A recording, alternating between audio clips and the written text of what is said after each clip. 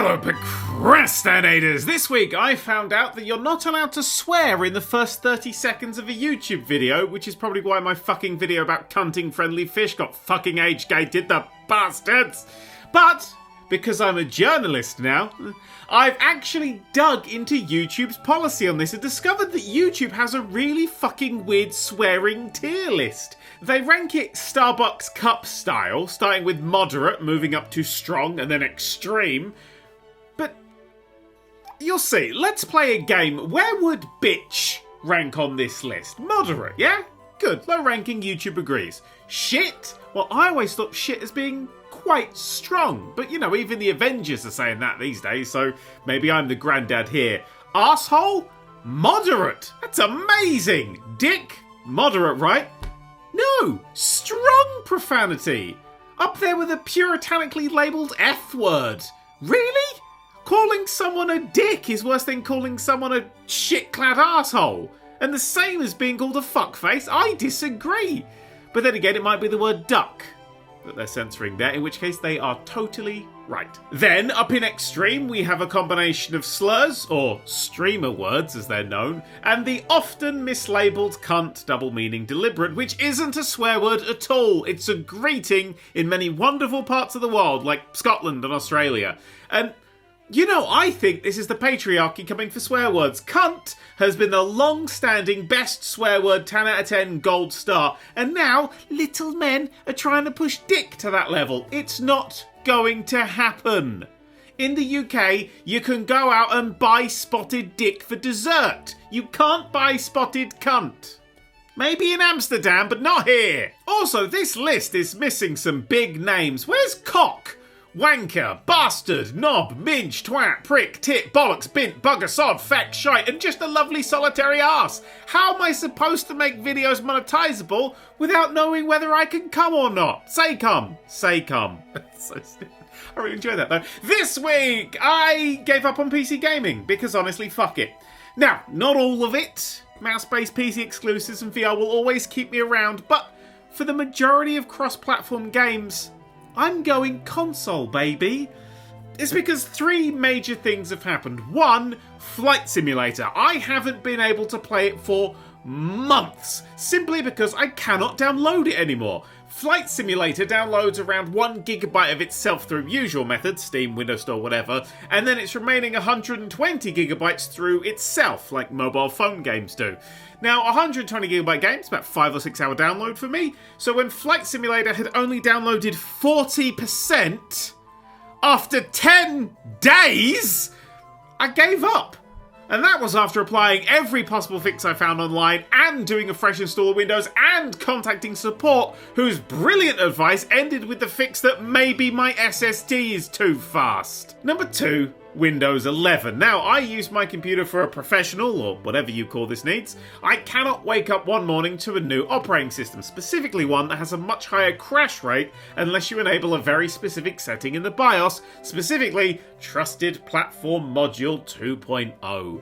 I ran the health checker on my PC and found out that, yep, TPM 2.0 isn't turned on. So, over to the BIOS I went, to find out that what I needed wasn't there. So I got a FAT32 formatted USB, grabbed a BIOS update, updated my BIOS, which caused my PC to get stuck in a boot loop, so I grabbed my pre-made BIOS recovery, not my first fucking rodeo, recovered my BIOS, updated my BIOS, turned on TPM 2.0, helpfully not fucking called that in my motherboard, and sat back 5 to 6 hours later, safe in the knowledge that I don't even know if Microsoft is forcing this update or not, because they've been about as accurately communicating the information about it as a dog trapped down a well would. And 3.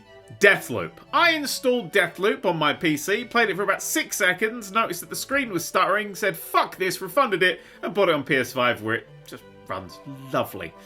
And all of this got me questioning, why bother anymore? PC used to be the place where games would look their best, but that's not the case anymore, really?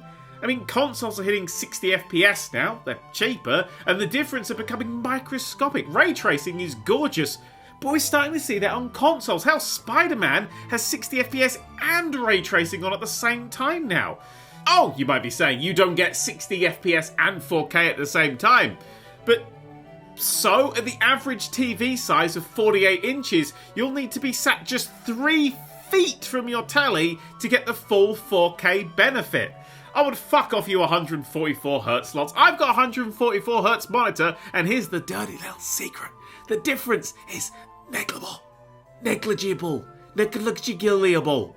I nearly used the streamer word there. Unless you are playing CSGO at a professional level, 60 FPS is fantastic. As is 440p, which I cannot tell apart from 4K. And the people agree with me. According to the Steam hardware survey from August, just 2% of people play in 4K, with 9% at 1440p, and almost 70% still at 1080p. In fact, more people play on Mac than do in 4K, which is just baffling. And fun fact, Matt bought me a really ridiculously specced out monitor a while back, and 2 budget ones to flank it either side. And he was here the other day, and he couldn't tell the difference between them. He's a real fucking nerd for this shit. HDR, 144Hz, 4K, we're entering the point where you're paying a ludicrous amount of money to increase your visuals by such an insignificant amount. And look, I love the guys over at Digital Foundry, but nowadays, I can't see the shit they're talking about even after they zoom in. And not to mention, we're basically witnessing the death of the budget GPU. Silicon shortages and the crypto cunts have seen them off. And now, with the aforementioned CPU and motherboard restrictions for Windows 11, even second-hand shopping is getting severe limitations. PC gaming, once the budget way to play a majority of games, is hyper-focusing on the high end. And it's setting up to leave the majority of gamers behind. And yeah, PC gaming just had its best year, most users on Steam and Epic, etc, etc, but so did Sony, with the PS5 becoming the fastest selling console, both UK and globally, and Microsoft with the Series X, despite the fact the only way to get either of them is to stay up until 4 AM and pray while mashing F5 on various websites. The number of people playing games is increasing. And if you're new to all of this, why go PC? I mean, look, how much does it cost to make a PC on the rough level of a PS5? Well, Gaming Bolt says $1,137, Xfire says $1,250, PC World says $1,559, and Trusted Review says £1,644, 93p, which is about $2,200. Probably wouldn't trust that one. But the point I'm trying to make is, why build a PC to compete when it's cheaper to buy a PS5 from fucking scalpers? Don't do that. But it's true. And yeah, the games are more expensive, sure, but it's not until you buy around 40 AAA titles at launch that the price starts favouring PC. Even VR, the one and only reason for a high-end machine these days, is being fucked about with monstrously, with the upcoming Resident Evil 4 being an Oculus Quest 2 exclusive. That's fucking right, it's not an Oculus exclusive, it's an Oculus Quest 2 exclusive. One specific headset from a range as Facebook try and force everyone into what they think VR should be about, the whopping great fannies. So, this week, as I wondered where to buy Battlefield 2042 so I can play the beta next week, I went for console. I just don't want to fuck on anymore. I don't want the hassle. I want to hit play and the game to work. I think this is why the Steam Deck excites me. It's all the lovely PC exclusives without the bother. They'll either work or they won't, and if they don't, someone else will tinker with Proton for a bit, and then it'll work.